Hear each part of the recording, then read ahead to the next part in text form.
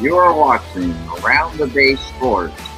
Make sure to follow us on our Instagram page at Around the Bay Sports. And make sure to leave a like and subscribe. And here are your hosts.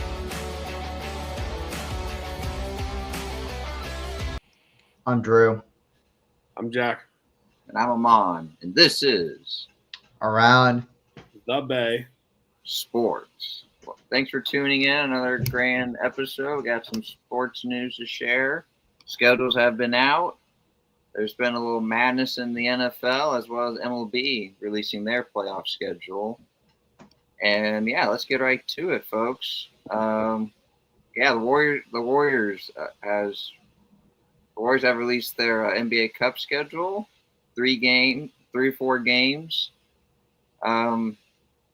So yeah, what's your guys' reaction to the opponents? Is it a good group stage to face? Yeah, I would say it's a good group. Denver, they're always one of the best teams in the NBA. Rockets is upcoming. They're going to be one of the best teams. Rockets and Denver will be one of the 2 best teams in the league right now. And then San Antonio, upcoming team, super young team. So, and then you got Trailblazers. Yes, they don't have Dame, but they still got Drew Holiday, Don Clean, Shane Sharp, they got young players, so it's a good group, Just kind of win most of the.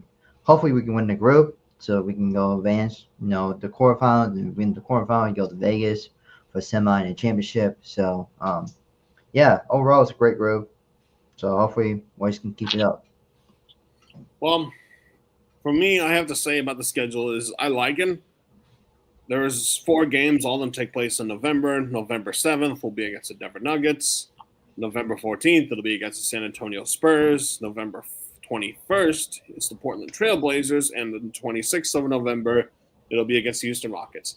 And 3 of those are home games. So that's extremely important, too. It's very crucial because everybody likes to play in their home court, especially in certain playoffs. But now the in-season tournament, I think it's kind of, it's not really pointless, but it does bring more competition. But I like it. It's going to be a very tough one to me against Houston and Denver mainly. They've been able to handle San Antonio for a while. And, they've been owning Portland for years, so that's nothing new. But I think they're going to finish in this one. I believe they're going to be their one loss is probably going to be against the Rockets. So I think they're going to go 3-1 in their NBA Cup schedule, and Steph Curry is going to be leading the way, and Jimmy Butler will hopefully be in support also. For me, I'm not really starting to become a fan of the NBA Cup because we know the NBA playoffs are way more important. I get to get more competition in mid-season tournaments. But yeah, looking at the schedule, the Nuggets, Spurs, Blazers, Rockets. I know for the Blazers, I'm not sure if Lillard will recover quick enough, but It would be nice to see Lillard and Curry face each other because they have done so through the years in the NBA. And of course, Durant against Curry. At least this time the Warriors don't have to deal with Brooks. We don't have to deal with him anymore. How that's Bully, Brooks, and Draymond. They don't have to punch each other every time they see face to face. And then the Nuggets. Jokic. We don't know the story with him.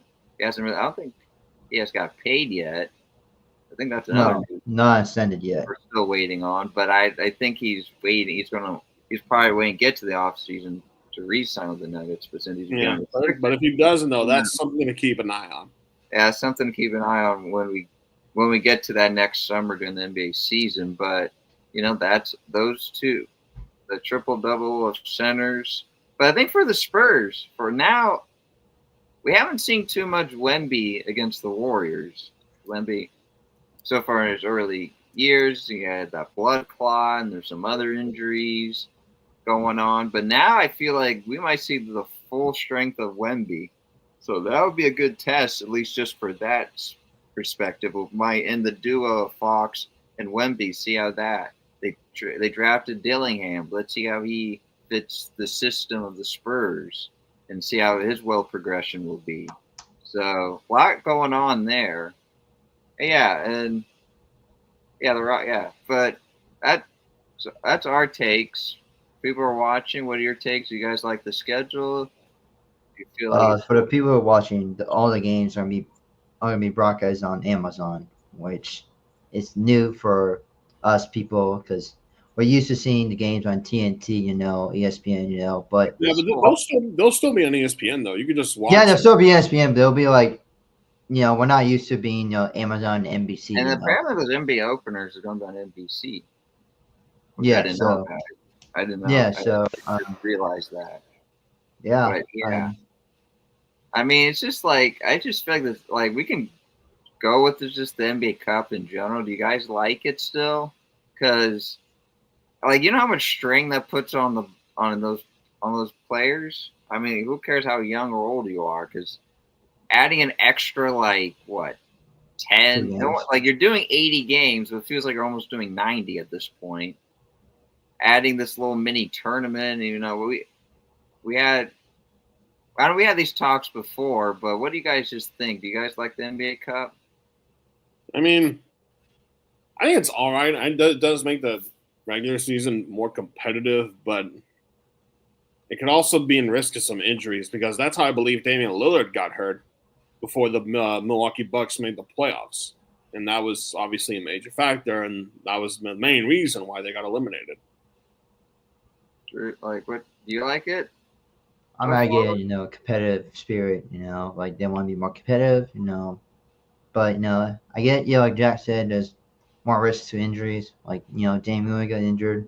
It's I'm gonna say that's the reason why he got injured, but that could be one of the main factors that he got injured because overuse and stuff. But but overall, the overall cup is pretty entertaining. But yeah, hopefully it can fix the ratings. And then I know that it gives people boosts for every team that wins, but it's I don't know, it's something you should add to your mantle. Oh yeah, we were like a 6-time NBA Cup. I'm like how many rings you got? It's what rings? It's yeah. I just feel like I don't really like it as much. I'll watch it, but I'm just not a complete fan entirely with it. But yeah, what do you guys feel that just joined in? What are you guys' takes on the Warriors Cup schedule? Do you like it? Do you love it? I know we're still waiting on Kuminga news because we're dying to find out what's happening here, guys. Honestly, the Warriors have just turned into a ghost town at this point. It's quiet here in the Bay. This is the worst and most quiet offseason I've ever seen from the Warriors. I mean, we understand the reasoning, but we figure it's you gotta at least make some move. It can be as small as Al Horford. I don't care, just something. Yeah, something's got to be done. You can't just sit around and twiddle your thumbs all day. I don't know, it's Kuminga's the Grim Reaper for the Warriors franchise or something, but yeah. But let's continue with the NBA. We also got some sales. Yeah, we got some sales. The Blazers and the Celtics. They sold their team. Drew, you can break it. Drew, break down the Blazers deal. All right, so the current current owner of the NHL, Carolina Hurricanes, Tom Budden, that's his name. He bought the Trailblazer for about over $4 billion from the state of Paul Allen, which Paul Allen actually passed away, R.I.P. him, but he bought that from Paul Allen himself for about $4 billion, and then for the Celtics, the NBA approved. They have a bunch of governors from each team to see if the sale of the Boston Celtics was approved, and for the $6.1 billion, and it was approved today so that's what I got. So, Jack, what do you just think of that and just that news that dropped? Well, I think this could be very good for Portland. The Trailblazers. Tom Dundon, I believe, as I just mentioned, the owner of the NHL's team, the Carolina Hurricanes, he bought Portland Trailblazers from Paul G. Allen for a valuation of more than just $4 billion. Now, they intend to keep the team in Portland, which is really nice because they went somewhere else. I mean, I don't know where they would have went, but this is good for them. They're obviously going to get more traction, and it's a good investment for the team. Obviously, they're going to get better in time because the team is starting to be in a little bit of a slow uprising, but I think this is good for Portland. Portland finally, honestly, I think the Trailblazers needed to be sold a long time ago because they were always bad. They were bad for a little while, but then if it wasn't for Dame Lillard, that team would have probably never have existed, and they would have probably made that team instead go back to Seattle instead of OKC being the original team. I mean, and then for the Boston news, I'm going to share a little WNBA news I found. This was a few months ago. But the Connecticut Sun was actually going to move to Boston to be the team. But then there was the other development that I don't know if it got held back or maybe the news was false. No, so I could break it down for that one. Break it down. So the Boston people bought the Connecticut Sun for $325 million, and then apparently they didn't meet the requirement to have the WA governor and the commissioner to approve the sale. So that's one thing they need to do is have the commissioner of WNBA to approve that sale, and then have all the other governors from each team to approve the sale. So that's what they need to do. Okay, so yeah, I mean, it's just for Connecticut. Connecticut, they love their UConn out of season basketball. They're with their great head coach, and now it almost feels like I want to say Connecticut's kind of like the Bay Area here, especially Oakland, because Oakland lost all our teams. One team's in Vegas, the other side goes to Sacramento, and Warriors in San Fran. So it's I know UConn. I don't know much of the city, how big or small it is. I don't know, Jack. I don't know if have you been to UConn? I've never been to the UConn campus, but I was born in Stamford, Connecticut. Then after, I don't even remember. I think I was a year old. We moved to California, but you probably have been. But I just thought that was interesting. I'm like, wow, UConn, Boston now has the Celtics, the Bruins, and now they're going to get a WNBA team. Well, at least try to get an NBA team. So making it, just take one. They're going to take the UConn Connecticut's Suns. Don't forget the Red Sox. And then we have the Red Sox. So Boston's just loaded up with franchises. But speaking of the Red Sox, the MLB playoffs also going to MLB now. I know the Giants. We're not going to go with the Giants, but I guess a quick take on that. They just got swept by the Padres, and I guess congrats to the Padres.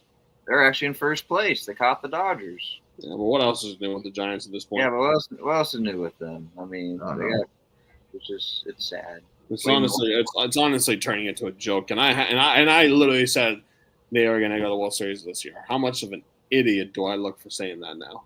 But just a little on that. But yeah, the playoff schedule is released, and Drew, you can share about this because you said it was something about they were coming out late September. Yeah. So the MLB decided to have I guess they decided to have a discussion about terms of amount of days of rest that they can have for each series. So, and because I'm thinking that's one thing they'll probably complain about last year, is the amount of rest days. And now they can, the whole thing is resolved. It starts in September 30th with all the wild card situation. And then by the time we end baseball, it might end in November. So possibly end in November 1st. So we can see that happening, but usually World Series games will be end in 5 or 6. But hopefully we can see a baseball game in November. That'll be pretty cool to see. But yeah, and it will be ended in November, possibly if the World Series goes against 7 games. But we don't know who's in the playoffs right now. But yeah, that's one thing that was different between last year and this year. Is that this year postseason is going to possibly end in November. So yeah. So yeah, I guess so. Yeah, that will be. Can I respond to that? Yeah. But here's the thing I'm noticing, because I'm looking at the current schedule for the playoffs that starts on September 30th, to be exact, for the wild card. But the thing is, though, if you go past that, because the wild card, they're going to be on back-to-back days, which I've noticed here. And the same thing for the MLB. It's like they're trying to rush this thing as quickly as possible instead of getting a day off or something like that. Instead, they just get a night, then go to work the next day. That's what I'm noticing. No. And in the division series, you get a couple times where you do that. But then I'm noticing here in like the NLCS, Game 6 is on Monday, October 20th, and then Tuesday, October 21st, NLCS Game 7 is back-to-back days. So that doesn't really give anyone time to rest. It just there's take a nap, going to work the next day.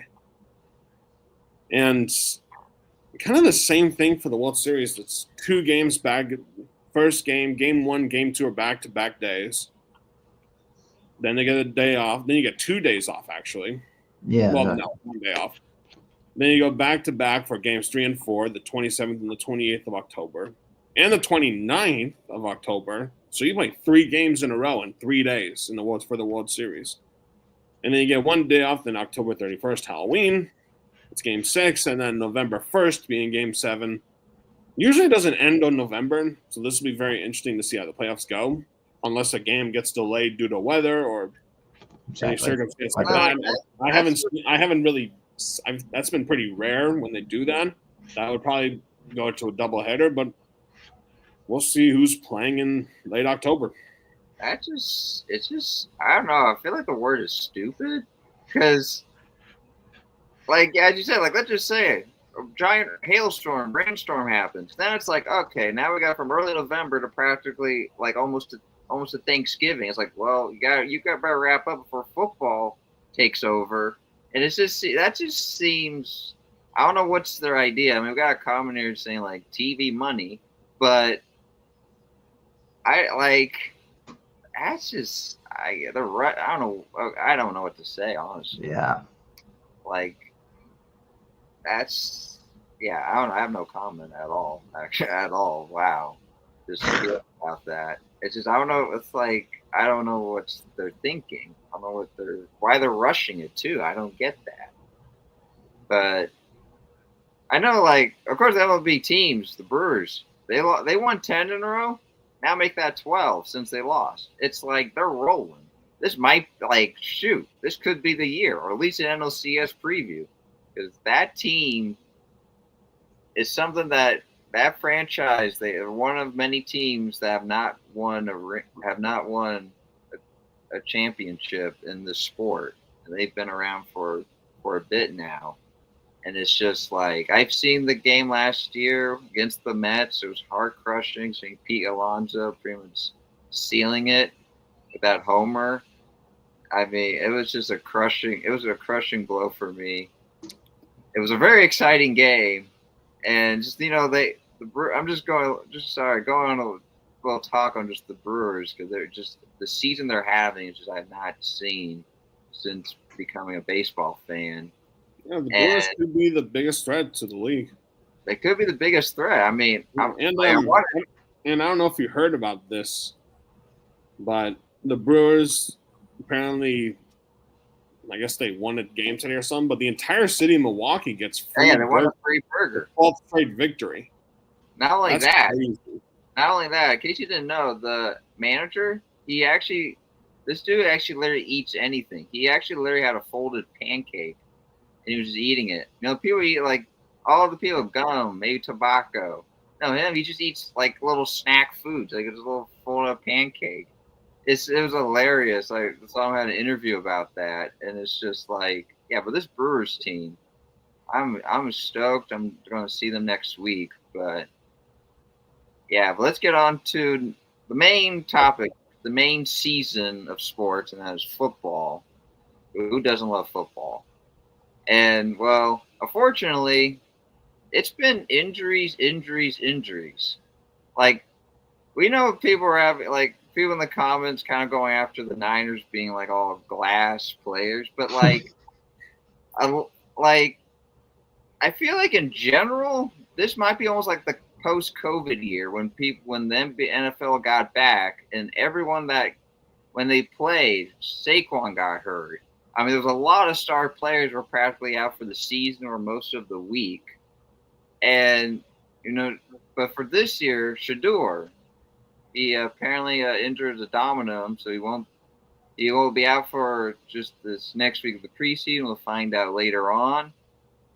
But according to reports for ESPN, it says Shedeur Sanders injured an oblique strain, and he's considered day-to-day, but he's not practicing tomorrow. And according to reports, he's unlikely to play against the Eagles on Saturday. So that's a bit concerning for Shedeur and the Browns. Yeah, because we saw how Shedeur played in last week. But yeah, let's just what do you guys? No, is it big concern, medium concern, low concern about this injury? I wouldn't be too worried about it. I think he'll be okay. As long as it's a day-to-day, then he'll be just fine. But again, I would probably still make him either a starter or like a second string because he's been playing better than everyone else. And I don't trust Deshaun Watson still recovering. Joe Flacco's an old-timer. Kenny Pickett's not really that good. Dylan Gabriel's also hurt. And, I mean, Tyler Huntley, he's okay, but he's not going to be he's not a starter name for the NFL. And the people that are Ravens fans, I know he had a bit of a run with the Ravens because Lamar Jackson was out for the season. But, I mean, we want Shedeur Sanders to succeed. I would personally, this is my opinion, I would personally rest him for the remainder of the preseason. I would play him a bit on a few drives, but after that, I would put in somebody else. I would put him in a bit in training camp and see how he does from there. If he's still injured, I would keep him. I would rest him until the season starts. That's it. I don't know. But we saw seeing how Shedeur. Sorry, Drew.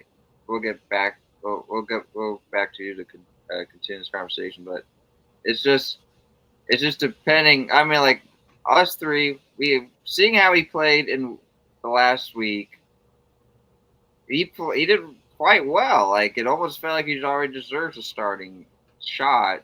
But I know you got Dylan Gabriel, I don't know how long his recovery is, unless he recovers quick and have his first reps for the upcoming game. Of course, for Pickett, Flacco, Huntley. I mean, Flacco, who knows? Huntley, you probably will have some reps this coming up week with Flacco, unless Gabriel gets healthy enough, then maybe you'll have some few drives. We'll see what the Browns think, but we'll go to you, Drew, of what the injury, but we all think that he should deserve a starting spot. Yeah. And there's other news for the Browns, but we'll let Drew chime in on his opinion. Yeah. Obviously, oblique strain's it's not a joke. It's a serious thing. You don't want to mess it up. And glad he's considered day to day, so he'll probably he'll most likely not practice tomorrow. So his oblique can be good as possible. But at the same time, you don't want to rush him. Play his. Yes, it's a preseason game, so I'd rather him. At least have him rest this weekend so he can see how he does, how he progresses through his rehab, with his oblique. But yes, well, we all want Shedeur to succeed in this league. I think we all know he deserves it. I think just his name, like we talked about the last episode with Arch Manning's name, compared to that name. So I feel like, the meetup was, I guess, hating on Shedeur the last few years. I feel like we as fans want him to see in this league. So, and yeah, I think he should be careful with his oblique because it's not a joke. Yeah. So, Jack, what's the news about the Browns? Well, apparently it says here that Myles Garrett was caught speeding a couple days ago. Apparently he was going. He was going 60 miles an hour in a 40 zone And then again, actually, several hours before their preseason opener, he was driving 100 miles an hour in a 60-mile-per-hour zone. Guys, okay. And apparently he was caught speeding in 2022 7 times. Like, look, Myles Garrett, and to everybody who thinks like they're a fast driver, you're not in NASCAR. You sure as hell aren't in Formula One. You're not like a Lewis Hamilton or Michael Schumacher, Lando Norris, Charles Leclerc, any of those guys in Formula One. You're not like a Jeff Gordon in NASCAR. Dude, spilling. There is a guy by the name of Henry Ruggs who is speeding like a maniac. I think he was going almost 200 miles an hour in a 60 zone, and he killed a woman and her dog, and he went to prison for that. And now there's rumors of him trying to come back into the NFL, but don't speed. I mean, we're not like acquired to say this, but don't be stupid. Drive smart. Use your head. Don't be a Formula One driver or a NASCAR driver going like a 60-mile-an-hour zone. All right, that's all I gotta say. Don't be an idiot. Yeah, I mean, like we've been hearing a lot of just NFL players just making rash decisions. Of course we don't know why he'd speed, but what's the reason? Might be personal problems. We don't know. But it's just like if you're a star player like Myles Garrett, you're the captain. Just don't do. Just right. Also, when you're a captain on a football team, you are supposed to lead by example. You are supposed to make the better decisions of anyone else on that team. And when you drive 100 miles an hour in a 60 zone, that makes you look like a scumbag instead of being a leader. That's all I got to say about Garrett. Captain Jack. Yeah, I've never been happy with Myles Garrett because I remember months ago he requested a trade, but then all of a sudden he turns around and he takes a crap ton of money and says, "Nah, you don't. I'm actually happy here." So it wasn't for winning about going to Cleveland because he knows in his brain that Cleveland's not going to be a good team this year. He just took that for the money, and he's probably speeding to waste his money. I mean, I doubt that, but he's a complete idiot for what he's been doing so far. I mean, he'll definitely be a future Hall of Famer. Yeah, no doubt. For the Browns. But Drew, we didn't hear from you about this development. Yeah, just don't be idiot. Don't be idiot on the road. Just be cautious of the people around you. That's all I gotta say. Just don't be idiot. You're not a Formula One driver. You're not a NASCAR driver. No. Just be mindful of the people around you. I mean, now we're going to go to a little fancy football. I know, like, the rankings are out for ESPN and Yahoo. I'm not really talking about that. But I just feel like we're referring to the COVID years, and you did fantasy football. You didn't really have a great team because half your team got hurt, rather getting your ACL torn, Achilles torn, head trauma, life risk.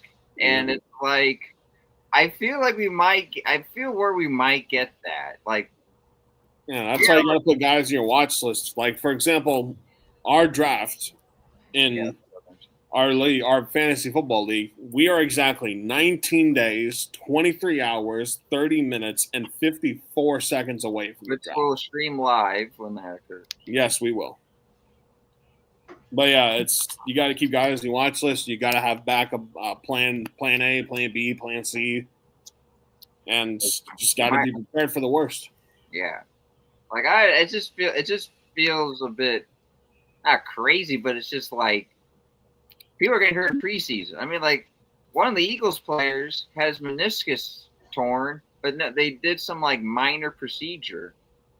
And then, and speaking of minor, Jordan Love apparently this is why you don't start your starters because he got his torn ligament in his thumb, and he's out for the remainder of the preseason. And luckily, he'll be ready for week 1. But it's like, who knows? That could have been something worse. And just like, before, what are you doing?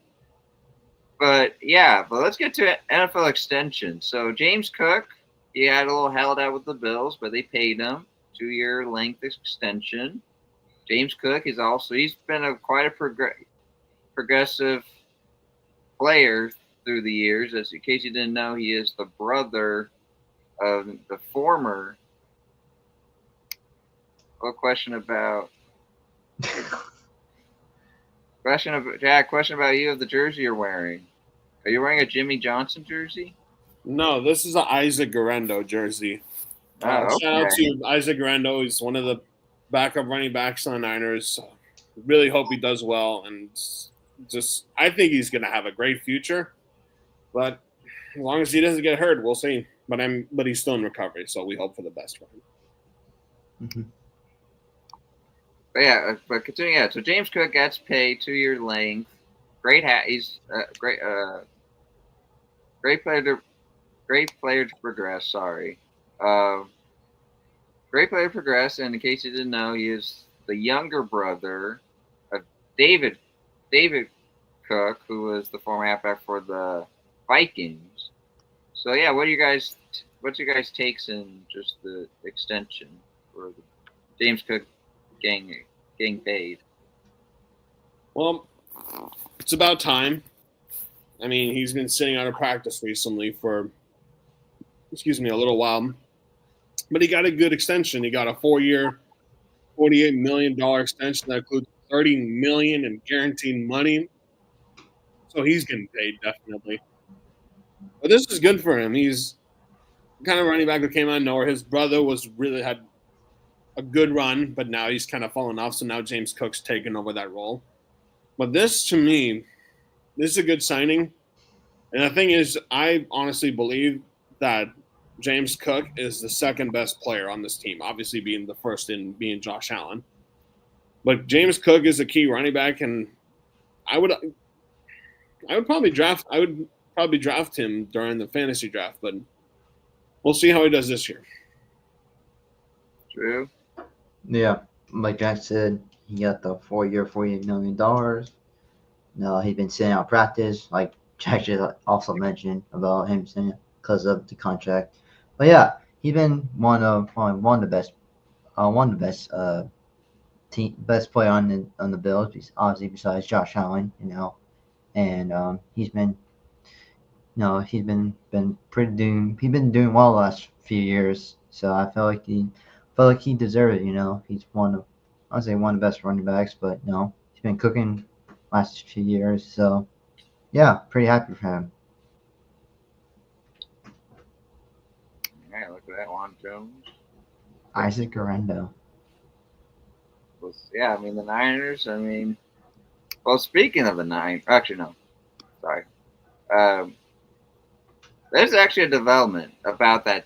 I found some development about that 70-yard kick, which I didn't know about, guys. Did you know the K ball rule, which is pretty much like you get to hold like a helium ball and you get to like these work with like how it seems fit and like get the like to just like the fit, so like so you can test you can like test the range every time. And usually beforehand, you didn't have to. Well, make sure. Yeah, I forgot. Yesterday was the episode of Hard Knocks, so hopefully we'll get to see that and review that for next week. But to continue on, so the K rule got changed. Kickers now can hold the helium ball for 3 days. So in 3 days, you have you have like almost the advantage. You can train each range to know what's actually your max. So the kicker for the Jags making a 70-yarder, he just practiced probably that daily, or at least he realized how much range he can do. It's a helium ball, but he kind of got the whole like the feel, and now to test what we saw, well, of course you can see it, but if you were in Jacksonville or if it was on NFL Network or on NFL Plus, but if you saw that kick live, it was just an interesting development that like now kickers can like pretty much hold on to like a well, not a fake football, but at least hold on to a football to at least prepare yourself more. So what do you guys think of that? I kind of would say kickers are like getting the advantages here. So it's like a good positive for kickers. So we might, because seeing that 70-yarder, we might see a few more of those. Heck, we might even see a 70-plus yarder if it even goes that far. I mean, it's not a video game, but you never know because the way these kickers are nowadays and back then, it's totally different. So what do you guys just think of just that rule? Like kickers, like, I don't know, like what's your take on just that rule that like kickers can now have like a 3-day head start before like their kickoff games? Well, I was never aware of this news. When was this announced? Well, I don't have the exact info, but I was on YouTube and there was like a breakdown, and this YouTuber just mentioning about this rule, which I didn't know about. And there was something about this thing called a K-ball chain. Very interesting. Yeah. I mean, maybe that's why Jake Moody's been sucking. I don't know. Well, I don't know. But Simulating it's very interesting. I've never heard of that before. Because the way he lined up, he's literally taking out the 40-yard line, and he's like backing up like, I don't know, like 6 or 7 yards. And when he kicked it, and the ball carriers, the people that are like along behind the touchbacks to grab the ball just in case it goes over, he had to like step like a little to the left just to receive it.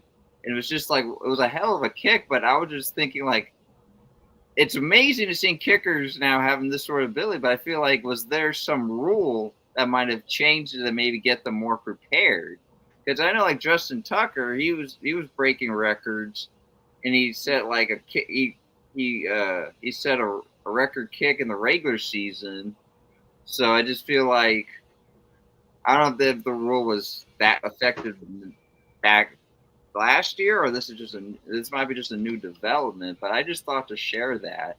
It was very interesting. But I'm just getting guys prepared. People from fantasy, if you're doing 70 yards, you might as well just at least give a kicker a point or 2 or 3. You know, it's we might see more of those. But yeah, speaking of in case you know, I got my Max Crosby jersey. Jack got his Niner jersey. Oh, you got a Max Crosby jersey? That's actually a really nice jersey. Yeah, anyway. What the Bengals thing happened today? Thanks, Drew. Yeah, viral video. Sorry, Drew, take away with that. So there was a video where the rookie edge rusher decided to just make contact with Joe Burrow, and then after that happened, there was a fight and tension rising because of that. And I want to see what was your guys' reaction to that clip. But you know, he got paid, yippee, and it's like, I don't know, was this his first practice?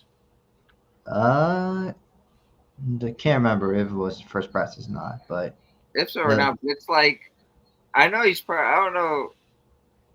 I know it probably wasn't intentional, but it's just like, I guess he doesn't know in NFL.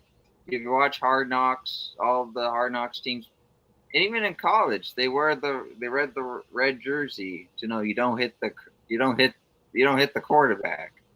And I just saw the clip, like when he practically went low, but I don't think it was intentional, but it's just like, yeah, I mean, obviously, okay, if people should not be taking out their quarterbacks in practice. Like, yeah, in general. Yeah, sure, you want to make a statement and all that, but bumping the quarterback or putting him in risk of injury is not the way to go, especially for Joe Burrow, who's honestly, to me, one of the top 5 quarterbacks in the NFL. So injuring him, if you injured him, your entire season is done. That's my opinion. I mean, sure, you got Jamar Chase and all those other guys, but you have no defense. You don't really have a backup that's reliable. Joe Burrow is the Cincinnati Bengals. And to all the people that are watching, and I have some family that used to live in Ohio or from Ohio, you know what I mean by that. But, well, Jesse, you got to help us out here. Raiders. Though it is just the preseason, we have a little. Well, it was once called the Battle of the Bay. Now it's just former Bay. Former, but it's now the Battle of the Desert, I guess, or the sea West. against the sand. Yeah, sure. That might be the new nickname. I really would like. Just about the Raiders and the Niners. I wish that they faced each other when the Raiders were in Oakland. They faced each other quite often. I really missed those times. And now it's just like since the Raiders moved, I wish they should do it. They should do at least a regular season game at some point. This whole preseason thing is, but like, this is the preseason. I got my Raiders. Jesse, of course, he always loves his Raiders, and Drew and Jack here are diehard Niners fans. And like, it's a preseason, but like, what do you just expect? Like, will your team maybe improve? Will Mac Jones? Well, maybe I don't know if Isaac Guerrero had any reps last week, but like, Guerrero. Like, I just like, what do you guys might hopefully see any improvements maybe from Mac Jones a little bit more? Yeah, I think there'll be a vast improvement from Mac Jones, because Denver, they've always had a pretty good, solid defense, even like their backups. But the Raiders have been defenseless since, I would argue,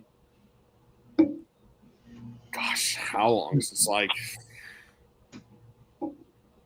80s, like 90s ish.